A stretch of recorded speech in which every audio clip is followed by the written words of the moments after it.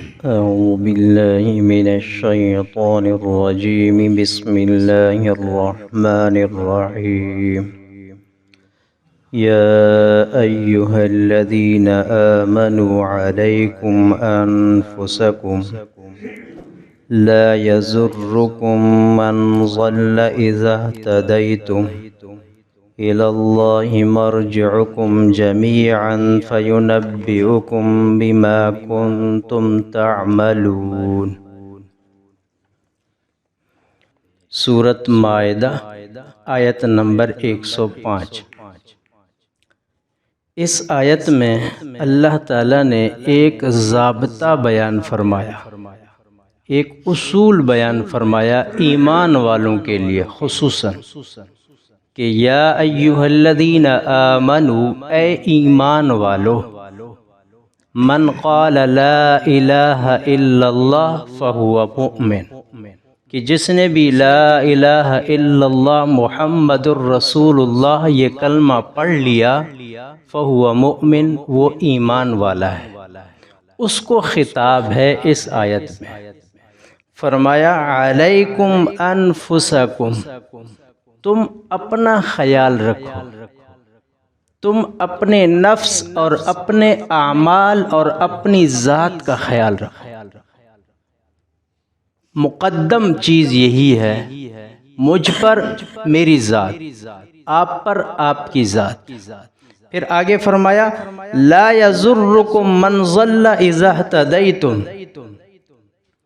تمہیں دنیا کی کوئی طاقت نقصان نہیں پہنچا سکتی۔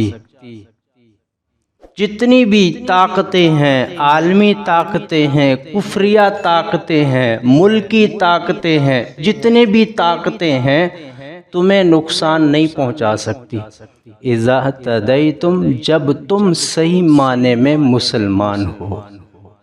اب اصول بتا دیا قرآن کریم نے تا قیامت کہ اے ایمان والو، اے مسلمانوں، تم کفار سے کس لیے مرعوب ہو؟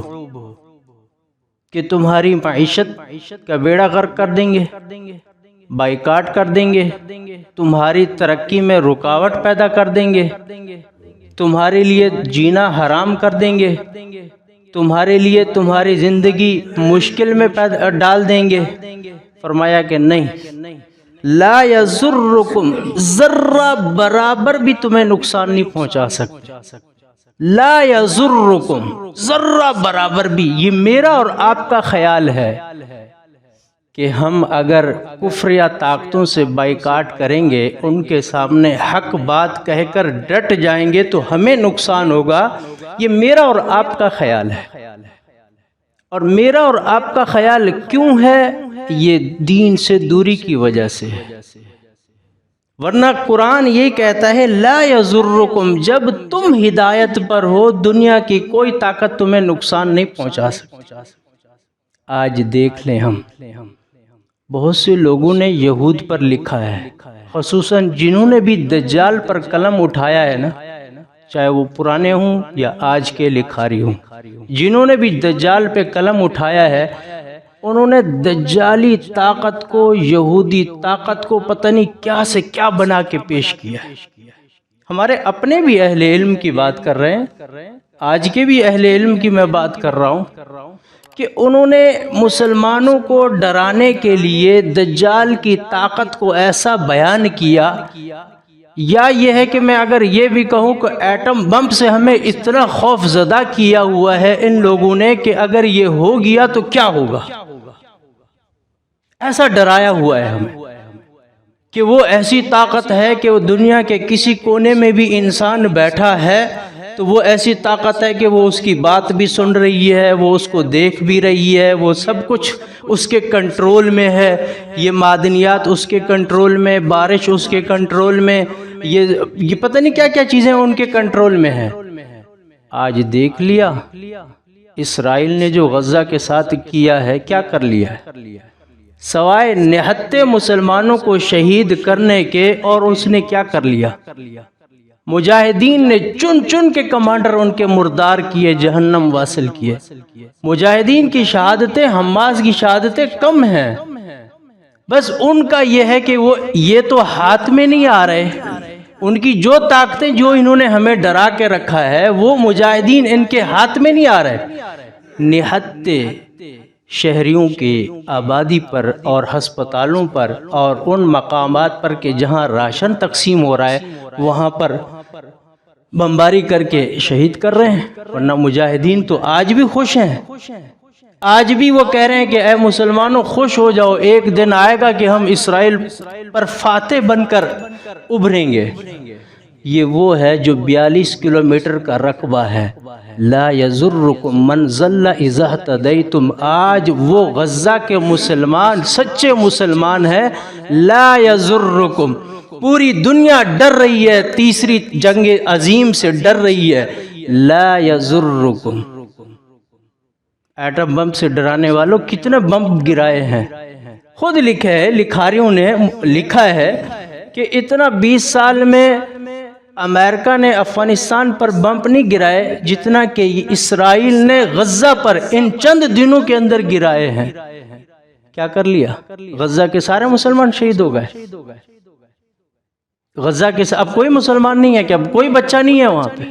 جا کے دیکھیں، ان کی مسجدیں دیکھیں، ان کے اجتماعات دیکھیں، آج بھی دیکھیں کہ وہ خود خوف زدہ ہیں کہ ہم غزہ میں کیسے داخل ہوں۔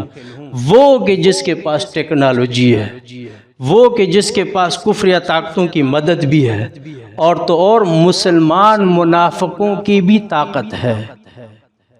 ایک ہے اسرائیل کے خلاف میدان میں آ جانا، اور ایک ہے کہ غزہ کے مظلوم مسلمانوں کا ساتھ نہ دینا۔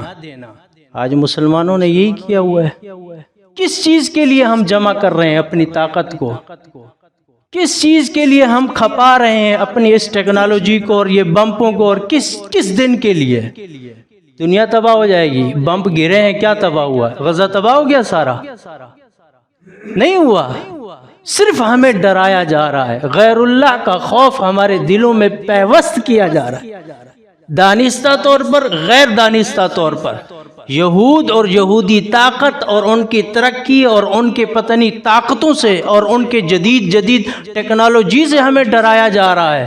میرا قرآن کہتا ہے لا یضرکم من ضل اذا اہتدیتم، ذرہ برابر بھی، چونٹی کے ڈسنے کے برابر بھی تمہیں تو نقصان نہیں پہنچا سکتے۔ کہ وہ جو رات کے اندر، معذرت کے ساتھ، جو رات کے اندر سوئی بھی تلاش کرنے والے تھے، ملا عمر کو تلاش کر چکے تھے، کیا کر لیا تھا؟ صرف مسلمانوں۔ اچھا یہ کیسے ہمارے دلوں میں یہ خوف پیدا کیا جا رہا ہے؟ تعلیم کے ذریعے۔ اور یہ جو ہمارے اسکالر بیٹھے ہوئے ہیں اسکرینوں کے اوپر، اور یہ جو ٹاک شوق کے ذریعے جو ہمارے جدید جو ہے ہمیں تعلیم سے اور حالات سے آراستہ کر رہے ہیں، خدا کی قسم ہمارے دل میں غیر اللہ کا خوف یہی لوگ پیدا کر رہے ہیں۔ ورنہ قرآن خود کہہ رہا ہے لا یضرکم، تمہیں ذرہ برابر سوئی چبھنے کے برابر بھی نقصان نہیں پہنچا سکتے، شرط یہ ہے اذا اہتدیتم، تم سچے مسلمان۔ یہ آدھے تیتر آدھے بٹیر نہ بنو، سچے مسلمان بنو تو دنیا کی کوئی طاقت تمہیں زیر نہیں کر سکتی۔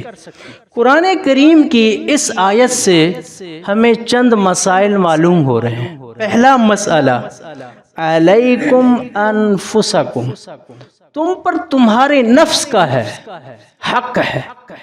میرے اوپر میری ذات ہے، آپ کے اوپر آپ کی ذات ہے۔ یا ایھا الذین آمنوا قوا انفسکم واہلیکم نارا۔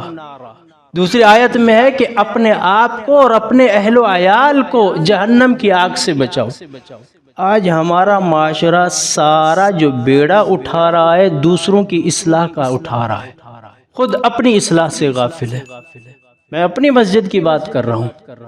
ہماری مسجد میں جب بھی کوئی آئیں گے، یار یہ آپ کرسیوں والوں کو نہیں سمجھاتے، معذرت کے ساتھ آپ یہ کرسیوں والوں کو نہیں سمجھاتے کہ نماز کیسی پڑھتے ہیں، یار یہ جو فلاں آتا ہے یہ مسجد میں باتیں کرتا ہے، آپ ان کو نہیں سمجھاتے، یار یہ جو آیا تھا انہوں نے ایسا کیا تھا، یہ آپ کے لیے، اس کے لیے یہ جائز ہے یا ناجائز ہے؟ اپنا مسئلہ آج تک کسی نے نہیں پوچھا۔ اپنا مسئلہ کسی نے نہیں پوچھا، دوسروں کے مسائل پوچھیں گے کہ آپ ان کو سمجھا دیں، آپ یہ کریں۔ بھائی تنفیذ یعنی حکم نافذ کرنا یہ ہمارے اختیار میں نہیں ہے۔ بہت سے لوگ پھر ایک مسئلے کو وجوب کے درجے تک لے جاتے ہیں کہ مفتی صاحب ہم نے تو ان کو سمجھایا، وہ نہیں سمجھ رہے، آپ سمجھائیں، اور آپ ان سے زبردستی یہ کام کروائیں۔ مفتی کے ذمے تنفیذ ہے؟ مفتی قاضی ہے، جج ہے کیا؟ یہ نافذ کرتا ہے کیا؟ یہ احکامات بتلانا ہے مفتی کے ذمے، بس بتا دیا تو ٹھیک ہے۔ اب سامنے والا نہیں مان رہا تو کیا کریں؟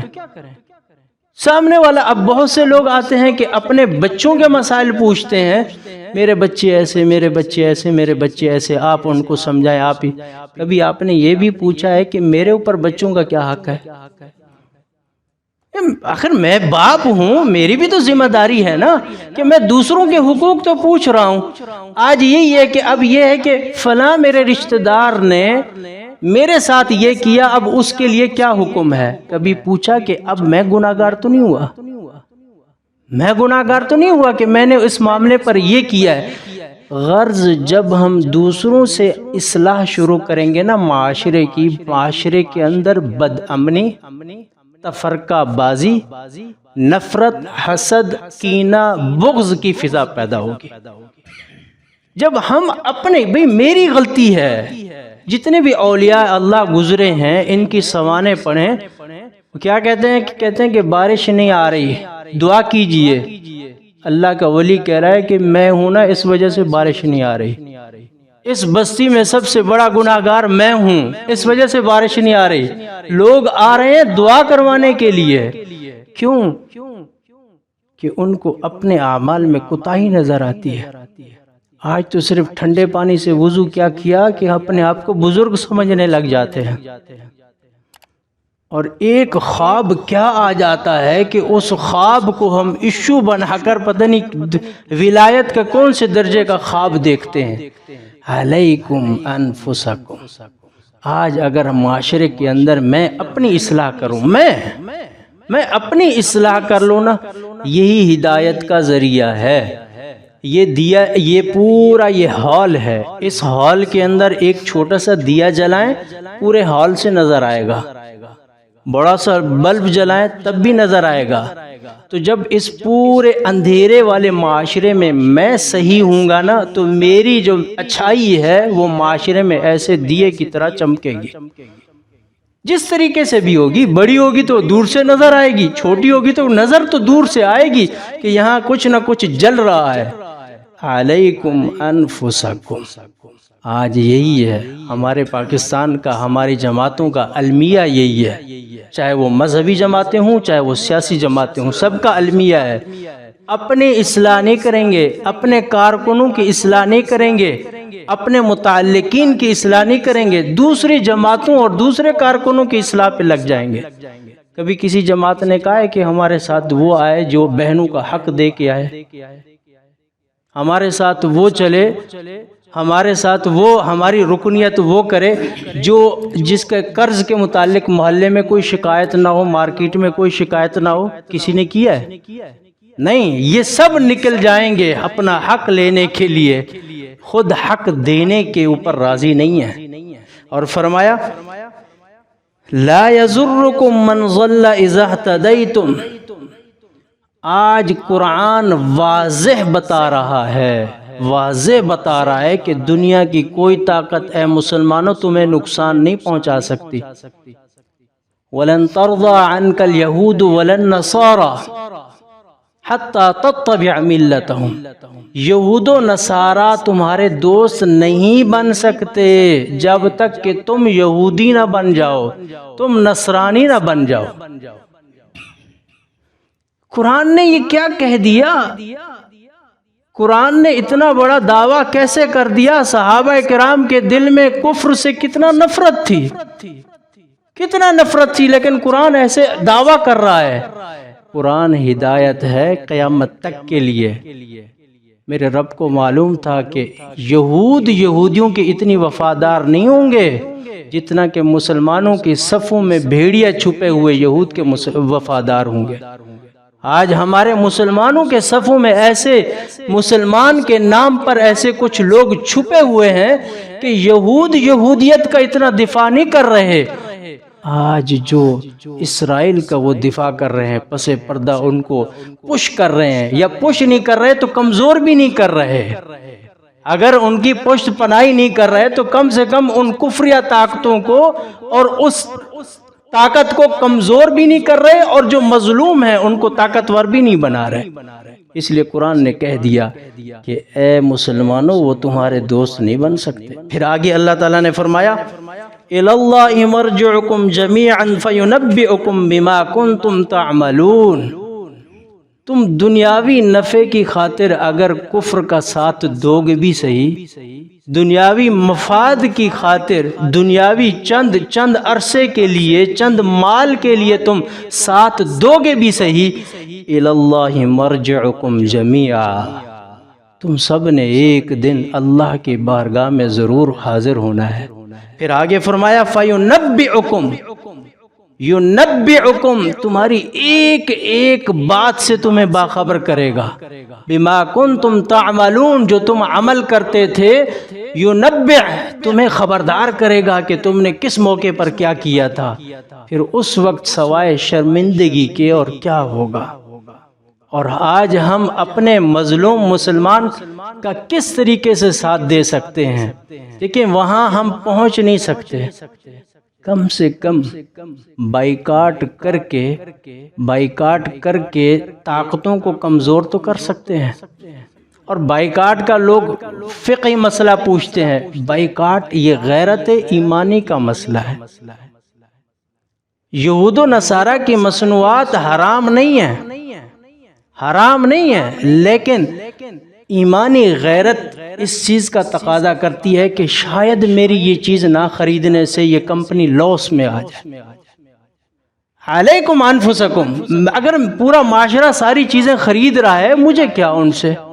علیکم انفسکم، میرے اوپر تو میری ذات ہے، میں صرف اگر یہ کروں گا تو یہی ہو کہ میں جب بائیکاٹ کروں گا تو یہ شاید یہ کمپنی لاس ہو جائے، اور شاید یہ ہے، اور گھٹنے ٹیکے ہیں مسلمانوں نے جو بائیکاٹ کیا ہے، ایسی کمپنیوں نے گھٹنے ٹیکے ہیں، اور ایسے ٹیکے ہیں کہ یاد رکھیں گے کہ مسلمانوں کے اندر، مسلمان جیسے بھی ہوں، غیرت ایمانی جب آ جاتی ہے، چنگاری ہے مسلمان کے سینے میں محفوظ ہے۔